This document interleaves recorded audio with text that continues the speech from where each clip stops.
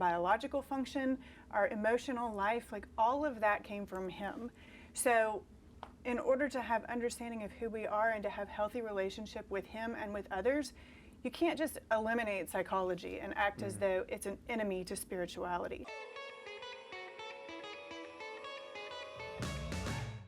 Hello, and welcome to another episode of Ignite. We're your hosts, Genesis Gresham. And I'm Matthew Taylor. Today, we have invited Professor Penagos from the Psychology Department to help us tackle the idea of psychology versus spirituality.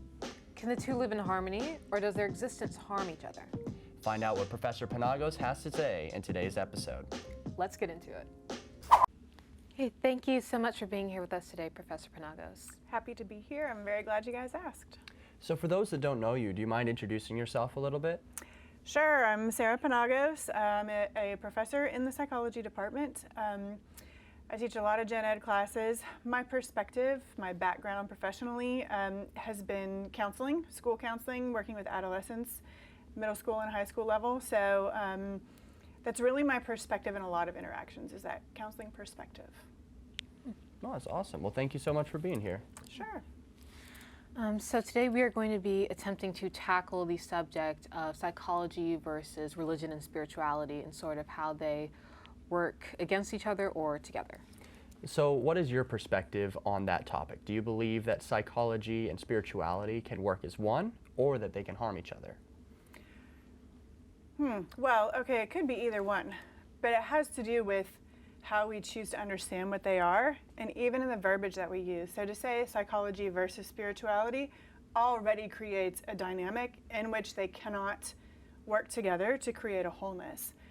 My personal belief, based on my experience and my relationship with God, is that the two go hand in hand. God is our creator. He created our mind, our brain, our body, our biological function, our emotional life, like all of that came from him. So in order to have understanding of who we are and to have healthy relationship with him and with others, you can't just eliminate psychology and act as though it's an enemy to spirituality. They have to be working together in order to actually be fully effective in our individual lives and as we relate to others. Wow, I love that answer. So with what you just said, do you think that Christians should be engaging with therapy, and if they do, if they choose to do so, how should they go about that? I don't know that I would say that it's a whole lot different than how I would advise someone who is not a believer or a Jesus follower. We're complex humans. We're designed to live in relationship, to function in relationship. No one is created to live just by themselves. That was proven in the Garden of Eden. God made Adam and then introduced to him his need of companionship and support. There is the relationship with God, obviously, but Adam had that. And he still said, where is my companion? Where is my helper? Where is my other? And so the relationship that was created there was based on understanding need. We need each other. We need help. We are not supposed to be trying to figure out everything by ourselves. And there is an element of the shared human experience that has power in our lives. So seeking out therapy, seeking out counseling, I'm of the opinion that everyone needs it at some point in time. It's just sometimes we go to a professional who has training, and sometimes we go to a friend that we consider wise, or a parent, or a pastor. We all engage in counseling one way or another. It's just sometimes it's formalized and there's a specific way of accessing the necessary help and support, and a lot of times it's not. It's going to people that we trust to give us good advice, people that we believe have a strong relationship with God. So what would I say to someone as a believer who's struggling? Find the support that God designed us to ask for. Utilize it.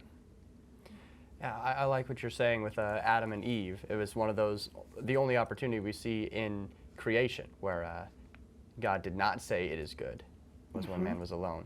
Are there other parts of the Bible that you think, the teachings and practices that are in line with a lot of present day psychological tips and practices? Man, so many, so many. When you look at current research, some of the more popularized topics and versions of psychology, positive psychology, gratitude, journaling, mindfulness, meditation, grounding, all of these things are scientifically proven to be helpful for mental health from a secular perspective. But they are actually all originally established by God in Scripture, given to us. We're called to meditate. But what do we understand meditation to be? We're called to have a positive attitude about things, but where does the source come from? We're called to be at one with nature, with God. He gave us creation first. Well, grounding and mindfulness are connected to nature and the current self, recognizing what our senses are engaging in. We can do those things without God and without spirituality, but they're not going to have high impact. These are things that were given to us by God. And so now science is catching up and saying, oh, here's what's going on in your brain. This is why gratitude practice works. This is why positive psychology works. Some of the toughest scriptures that we're given, Romans comes to mind, 1 Peter comes to mind, rejoice in your suffering. What? How in the world are we supposed to do that from our own human strength? Not effectively, I can tell you that much. But by the power of God, we can, because our source of joy, our source of gratitude is our Creator and the future that is prepared for us. Psychology without God is limited, but it's asking and instructing people to do the exact same thing because there is science that supports the practices, but God gave us the practices. Wow. Meditation, meditate on His Word. Body scanning, very common and useful. Breathing practices. Are you kidding me? God gave us His breath. Of course it's healing. But where do we give credit to? Science and oxygen and this randomness that just appeared? Or to the God that made us and gave us His life by breathing directly into us? Of course deep breathing works. It's oxygenating our entire body. But when I understand that this oxygen is coming from the God who loves me, who created me, there's so much more power in that. I'm engaging in the eternal. Wow, Professor, I love how you worded that response. That's so important for all of us to understand, whether we're coming from a more Christian perspective or a non-spiritual perspective. But how do you think that we as Christians can integrate psychology and the sort of positive mental health practices into our walk with God? I think maybe one of the foundational keys from my perspective, there's a lot of ways. But for me, when we're talking about a walk with God or a relationship with God, we have to also unpack, what do we mean by that? If someone asks me this question, my response is, what do you mean by a walk with God? What do you mean by a relationship with Him? What does that actually mean to you? Because there is a level of authenticity that is both required by psychology and therapy, and I believe is also required in honest relationship, whether it's human relationship or our relationship with God. And where we tend to lack connection, it's where we have lost authenticity, where we don't feel safe. So, I can have an authentic conversation with God and simply be honest about what I'm thinking and what I'm feeling. That's what I see modeled by David in particular. If you read the Psalms, he is so emotional and he's so beautiful in his expression of both positive and very negative thoughts and feelings. He takes what he's got and he lays it at the feet of God. Psalm 13 is one of my favorite passages. It's only 6 verses long, and the first 4 verses are, God, how can you forget me? How long will you ignore me? I'd rather be dead than continue life this way. I cannot live without you. My enemies are going to rejoice over me because I'm failing, I'm dying. That's despair. That's grief, that's hardship, that's depression. And then it follows up with, but I trust in your unfailing love, and I rejoice in your salvation because you have always been good to me. So the authentic approach to the throne of God and saying, this is where I'm at, this is how I feel. I can say these things knowing that you will accept them, and also knowing that you are good and that you are trustworthy and that I can praise you even in the darkness because you are my God and my salvation. So to me, that is psychology. There is, I think, the second part of that is when we come to understand, when we ourselves have an authentic relationship with God, a walk with God, there's modeling that and sharing that with others. Be willing to share your journey. Be willing to be vulnerable. Be willing to open yourself up and to understand, look for the ways that things are connected. If I'm going to practice gratitude, it's a powerful tool. Negativity is powerful, especially when it lives inside our own mind.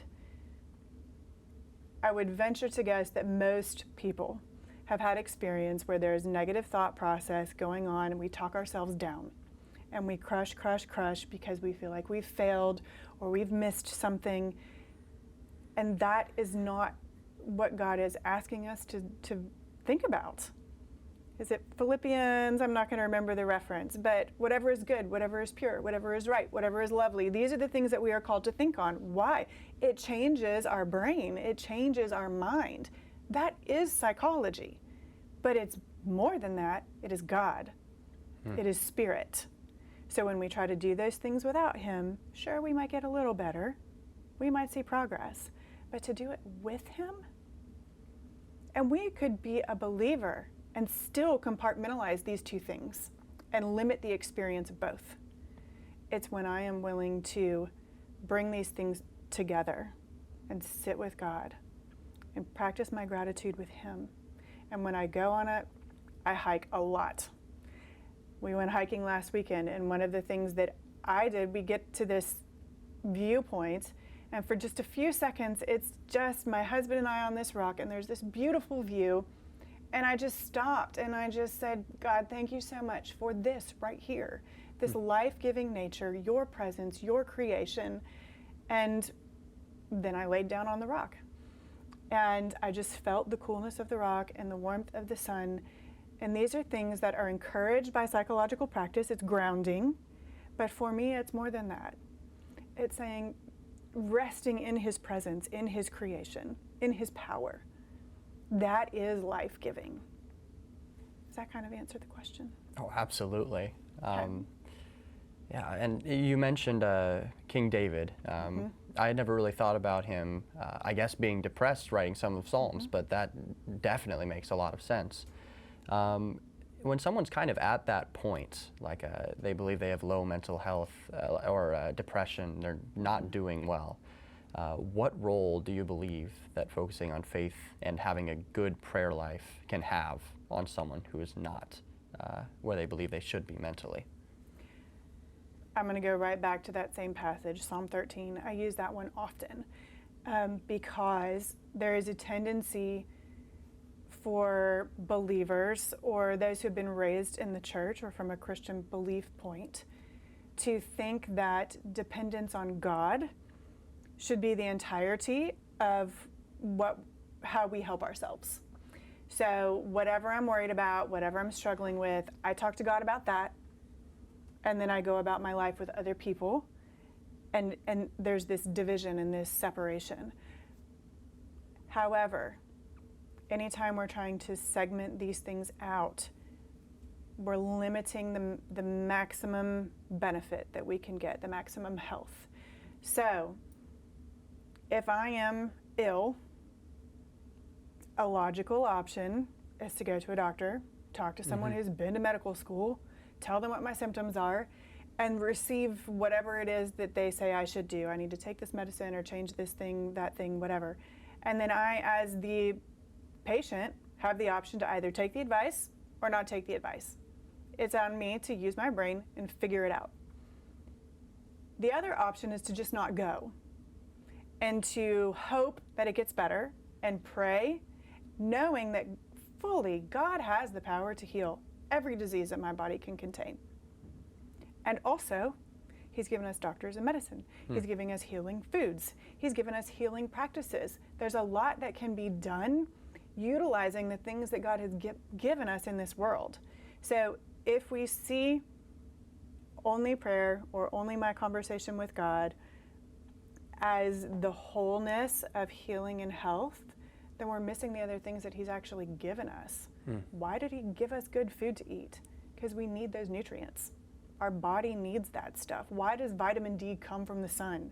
Because God knows we need it. And so He gave it to us. So if I never go outdoors and I become vitamin D deficient, sure, I could continue to stay indoors and pray about it. Or I could stay indoors, pray about it, and then take myself outside and enjoy what He has given us, the sun. It's meant to be healing for us. The same rules can apply to our mental health. Yes, include Him in everything. And also, seek counsel, seek wisdom, seek those who have experiences that I don't have. Sometimes it's just seeking someone else to reflect back to me the exact things that I know, but I struggle to put into practice for myself because I need to hear it. Sometimes we just need to hear the things that we know are true spoken back to us. When we choose to isolate ourselves, we miss those opportunities for healing. Wow, that was a great answer. And you touched on, in that answer, a lot of things that God gives us. And one of those things is friends. How do you think that, or do you think that friends have an effect on our spiritual life and mental health? And how important do you think it is to have a positive influence in those areas? So important in so many ways. The environment that we choose to put ourselves in can have massive impact in our health, again, in a whole host of ways. There's power in words, right? There's power in the things that we choose to include in our lives, activities, behaviors. If we're trying to live a healthy lifestyle, become more active, having a gym partner increases the accountability to actually go to the gym, right? There's running clubs for a reason. It creates safety and it creates a community in which we push each other forward towards the goal. Thank you, Paul, for that. We press forward towards the goal, right? We do this together. We need people who can help keep us accountable for where we're going, offer us encouragement when we're discouraged, give us challenge when we want to just sit down and not do anything, or when we start with the I can't, or we maybe get a little overinflated. Like, I'm good, I don't need anything else. Well, we need to have others. Iron sharpens iron, right? Iron sharpens iron. So where is the iron in my life? And are the people in my life acting as support, helping me towards the finish line? Or are they themselves causing the hindrance? I've definitely seen so many versions of relationship, right? I was a counselor for a really long time. So I've seen the power of friendships and what kind of damage it can do, and also what a huge blessing they can be.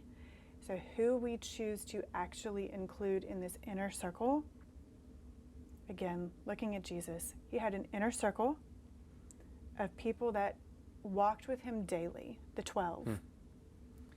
And then there's this next circle that I would consider kind of represented in Acts, the 120, who were in the upper room on the day of Pentecost. So there's a wider circle. And then there's the crowd outside, the thousands that Peter ends up preaching to, right? They may be someone that we might influence, but who are we going to allow to have true influence over us? It matters. Don't be unequally yoked, right? We use this sort of verse usually talking about partnerships, long-term relationships, right? Romantic relationships. But you can be unequally yoked in any friendship. So what is the purpose of that friendship? Is it an equal yoke? Do they challenge you to grow? Do they cheer you along the way? What is the purpose that they serve? Because if they can have an impact in our behaviors, these external behaviors, they can definitely have an impact on our mental health and the things that we think about. Yeah, I think it's absolutely important to have a supportive community of friends around you. And it even extends to just being on Southern's campus or just in a church community in general. I guess ideally, like if you saw a healthy church or university using psychological tips and practices within the teachings and community building of a Christian atmosphere, what would that look like?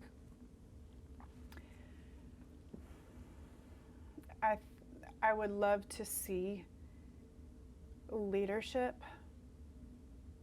vocal about what it is to actually walk a Christian life on a daily basis. A lot of times we hear amazing teachings, biblically based, that talk to us about the kind of life that we should strive for. And that is wonderful. We do need to keep those things in mind. But the practical application of how do I do that? How do I get there? What does that look like? And having a safe space where we can support each other when we mess it up. So leadership sharing their own actual journeys on a day-to-day basis. And in my opinion, something that Southern does offer, the life groups, small groups, I think they are hugely important because that's where we can have real connection with a smaller group of people. Obviously, it's called a small group for a reason, right? But this tighter group of people that operates from an understanding of acceptance, challenge, accountability, and the pursuit of Jesus. And when we do these things together, there's automatic mental health benefits. And also there's people who know us who can say, you know what, Penagos, I think you might need a little bit of professional help on this one. And sometimes that might be what I need to hear. But if I'm putting on my Sabbath self all the time and never really letting anyone see who I am or sharing my struggles and my victories with the people that God puts in my life, then it quenches the atmosphere for authenticity and support of one another in the pursuit of following Jesus. Because that's what we're supposed to do, follow Jesus. Wow. So with all of those amazing answers that you just gave us, to summarize, what advice would you give to Christians who are struggling with their mental health? Just one final message for closing. Don't be afraid of reaching out to someone who is worthy of your trust to receive support and help. Find someone who is wise and experienced and safe, with whom you can be honest, received with acceptance, and then offered help. Don't isolate. In isolation, we die. We need the connection. Don't be afraid. And for those who are feeling strong and healthy or trying to live an authentic life, be a safe place for someone else to come. Well, thank you so much, Professor Penagos. I really appreciate everything you've been able to say and share on the topic of mental health. And yeah, thank you so much for joining us today. This was great. I always love these kinds of conversations, so thank you for having me. Thank you so much for joining us for today's episode. We hope that you've taken something away that will help you with your spiritual walk. Ignite is a student-run production based in the School of Journalism and Communication at Southern Adventist University. You can find more of our episodes on our YouTube as well as our Spotify. You can also keep updated on our Instagram at IgniteSAU. See you in the next one. Bye. Bye.